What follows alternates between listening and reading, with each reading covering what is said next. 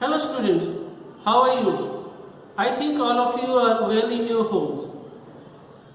In the last class, we had completed up to the portion, the globe, the types of maps.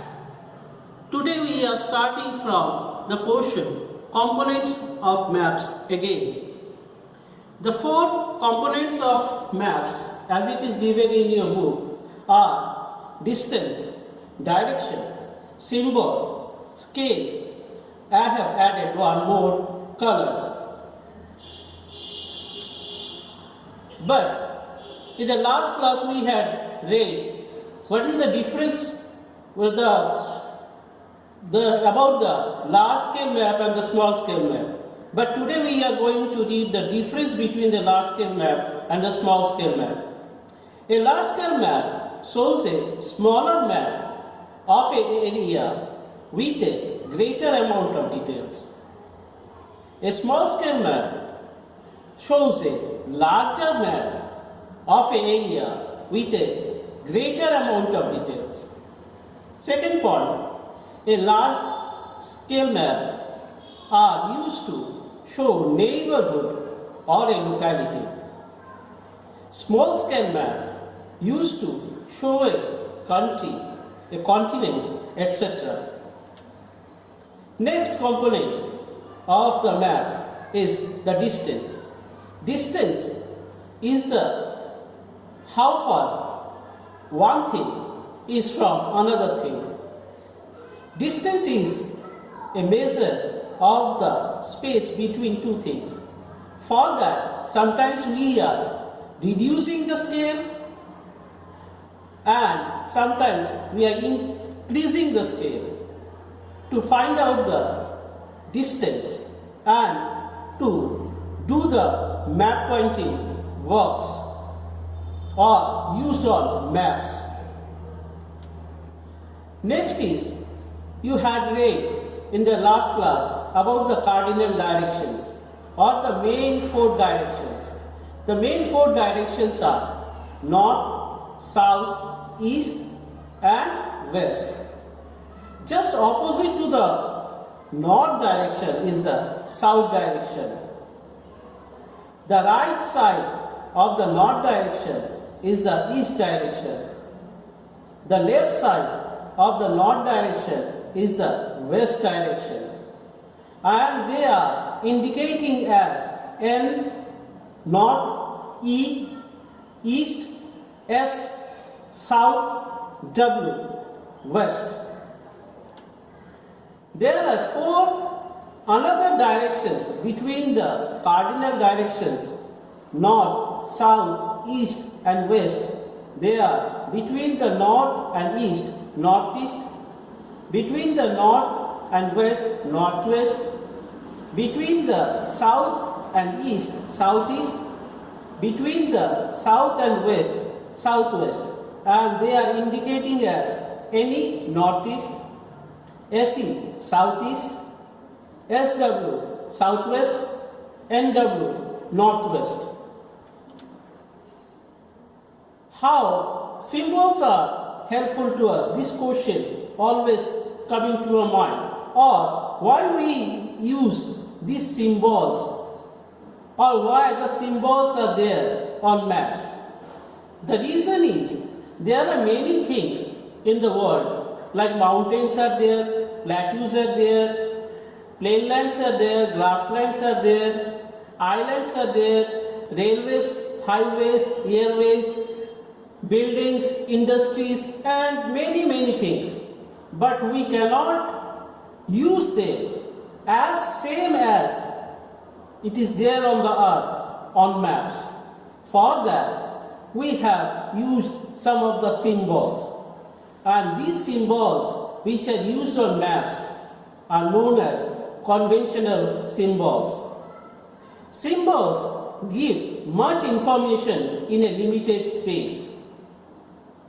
Maps have a universal language that can be read by all. The international agreement facilitates the use of these symbols, and these symbols are called symbols in the slide. In your book also, there are many conventional symbols are there in chapter number 4, Maps. I request each and everyone to draw all the conventional symbols from your book in your copy and practice them. Next, the component of the map which is not there in your book but I have added, that is colors. In your childhood, you have drawn many sketches or paintings and used many colors to show or to color the different relief features like mountains, plainlands, rivers, like that. You have used brown color for mountains, the blue color for water bodies, the green color for grasslands, etc. In the same way, in maps also, colors are very much helpful. Colors are one of the components of a map. Colors make a map more attractive and beautiful, such as blue color represents the water bodies, brown color is used to represent hills and mountains, yellow and orange colors are used to show deserts, green color shows plainlands, etc. Next, in your book, there is a topic, sketch. So what is a sketch? Sketch is a rough drawing without using any scale. Or you can say, sketch is an imaginary and rough drawing without measuring actual distances. Another topic it is there in your book, that is plan. It has a similarity between the plan and the map, but because in both the cases the scale is must. What is a plan? Plan is a large scale drawing which shows greater details. It shows small area on a large scale. See the picture. Now we are going to read or know what is the difference between map and a plan. First, the map. The points are: a map shows a large area on a sheet of paper. Example, the world, continents, countries, etc. A map is drawn on a small scale, such as 1 centimeter equals to 1 kilometer. Colors are used on maps you had learned. A map contains many facts and features. Now, in the next slide, we are going to read about plan. A plan shows a small area on a sheet of paper. Example, a building, rooms of houses, playground, garden, etc. A plan is drawn on a large scale, like 1 centimeter equals to 1 meter. Plans are mostly of single colors, but sometimes colors are also used on plans. But it is rare. Plans have specific facts and features. This much for the lesson. Now I am going to give some homeworks to do in your homes. First, do the exercise of your textbook, exercise number 2, and that is the tick the correct answer in your copy. Only you choose the correct answer along with the question and write in your copy.